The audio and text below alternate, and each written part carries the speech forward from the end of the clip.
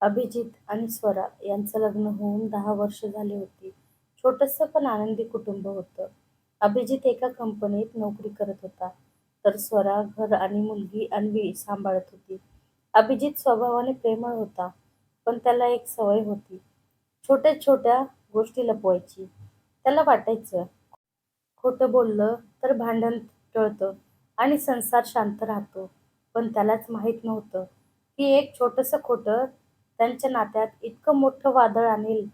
एका दिवशी ऑफिसमध्ये अभिजितच्या जुन्या कॉलेज मैत्रिणीचा फोन आला. तिचं नाव रिया होतं. अनेक वर्षांनी ती शहरात आली होती आणि तिने अभिजितला भेटायला बोलवलं. अभिजितने विचार केला, यात चुकीचं काही नाही. पण स्वराला सांगितलं तर उगाच प्रश्न विचारेल, म्हणून त्याने खोटं सांगितलं की ऑफिसमध्ये उशिरापर्यंत मीटिंग आहे. त्या संध्याकाळी तो रियाला भेटायला गेला. दोघांनी जुन्या आठवणींवर खूप गप्पा मारल्या आणि वेळ कसा गेला कळलंच नाही. घरी पोहोचायला रात्रीचे 11 वाजले. स्वरा दरवाजात उभी होती. तिच्या चेहऱ्यावर काळजी होती. ती म्हणाली, "फोन का उचलत नव्हतास?" अभिजितने सहज उत्तर दिलं, "मीटिंगमध्ये होतो." फोन सायलेंटवर होता. स्वरा शांत झाली, पण तिच्या मनात कुठेतरी शंकेचं छोटंसं बी पडलं. दुसऱ्या दिवशी अभिजित बाथरूममध्ये असताना त्याच्या फोनवर रियाचा मेसेज आला. "काल भेटून खूप छान वाटलं. पुन्हा भेटूया."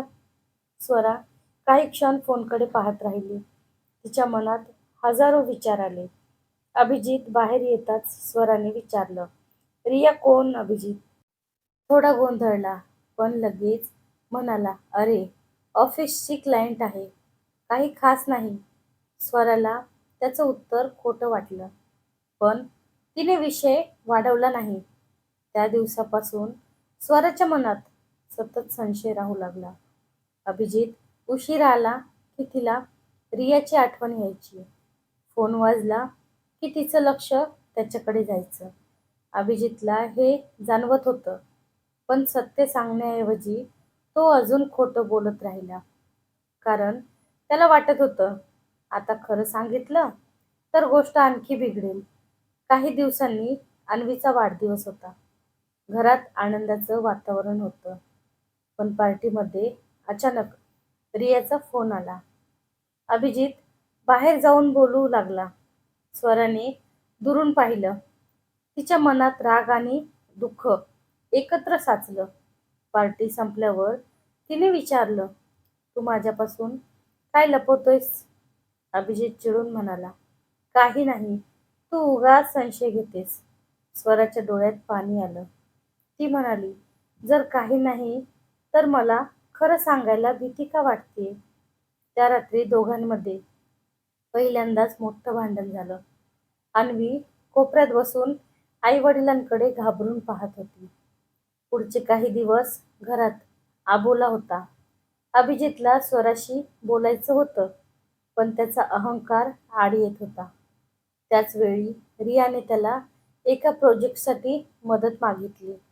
अभिजित तिची मदत करू लागला, पण हेही त्याने स्वरापासून लपवलं.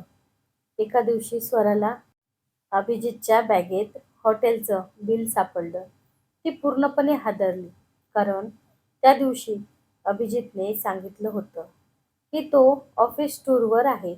स्वराच्या डोळ्यासमोर संसार तुटताना दिसू लागला. तिच्या मनात एकच विचार होता, माझा नवरा मला फसवतोय. त्या रात्री अभिजित घरी आला तेव्हा स्वराने त्याच्यासमोर बिल फेकलं आणि विचारलं, "अजून किती खोटं बोलणार आहेस?" अभिजित काही क्षण शांत राहिला. त्याच्याकडे उत्तर नव्हतं.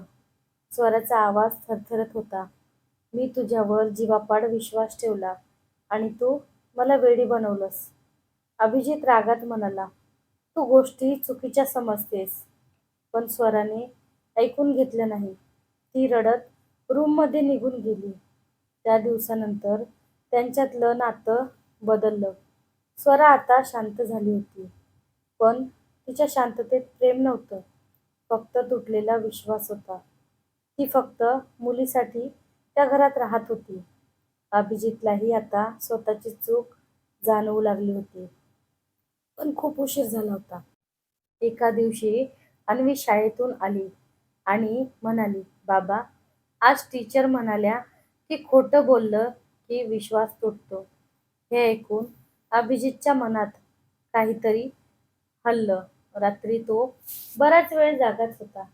त्याला आठवत होतं, त्याने सुरुवातीला फक्त छोटंसं खोटं बोललं होतं. पण त्या एका खोट्याने किती खोट्याची साखळी तयार झाली आणि त्यांचं घर उद्ध्वस्त होऊ लागलं. दुसऱ्या दिवशी त्याने ठरवलं, आता काहीही झालं तरी सत्य सांगायचंच. त्याने स्वराला बसवलं आणि सगळं खरं सांगितलं. रिया फक्त त्याची जुनी मैत्रीण होती. त्यांच्यात चुकीचं काहीच नव्हतं. पण पहिल्याच दिवशी खरं न सांगण्याची चूक त्याने केली आणि नंतर भीतीपोटी सतत खोटं बोलत राहिला. स्वरा शांतपणे ऐकत होती. तिच्या डोळ्यात अश्रू होते. ती म्हणाली, "मला रियाचा राग नाही, अभिजित, मला तुझा खोट्याचा राग आहे. तू सत्य सांगितलंस असतंस तर मी तुझ्यावर विश्वास ठेवला असता. पण तू मला प्रत्येक वेळी फसवलंस."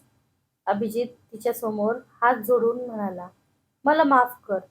मी नात्यापेक्षा माझा अहंकार मोठा समजलो." काही दिवस स्वराने त्याच्याशी फारसं बोलणं केलं नाही. पण अभिजित आता खरंच बदलला होता. तो वेळेवर घरी येऊ लागला, फोन लपवणं बंद केलं, स्वराशी मनापासून बोलू लागला. हळूहळू स्वराचं मन पुन्हा मऊ होऊ लागलं. पण तुटलेला विश्वास जोडायला वेळ लागणार होता. एका रात्री अन्वी झोपल्यानंतर स्वरा गच्चीवर उभी होती. अभिजित तिच्या जवळ आला आणि म्हणाला, "मला माहिती आहे, मी तुझा विश्वास तोडला. पण मला एक संधी दे पुन्हा सगळं ठीक करायची." स्वरा काही क्षण शांत राहिली आणि मग म्हणाली, "नातं प्रेमावर नाही तर विश्वासावर टिकतं, अभिजित, आणि एक छोटंसं खोटं संपूर्ण संसार उद्ध्वस्त करू शकतं." अभिजितच्या डोळ्यात पाणी आलं. त्याने स्वराचा हात हलकेच धरला. अनेक दिवसांनी स्वराने तो हात दूर केला. नाही, त्या रात्री दोघं बराच वेळ शांतपणे बसून होते. कारण काही जखमा शब्दांनी नाही, तर वेळ आणि प्रामाणिकपणाने भरतात. आणि त्या दिवसानंतर अभिजितने आयुष्यात एक गोष्ट कायमची शिकली. छोटं खोटं कधीच छोटं नसतं. कारण ते विश्वास मारतं आणि विश्वास मेल्यावर नातं जिवंत राहील तरी त्यातलं प्रेम हळूहळू संपत जातं. तर कशी वाटली कथा नक्की कमेंट करून सांगा.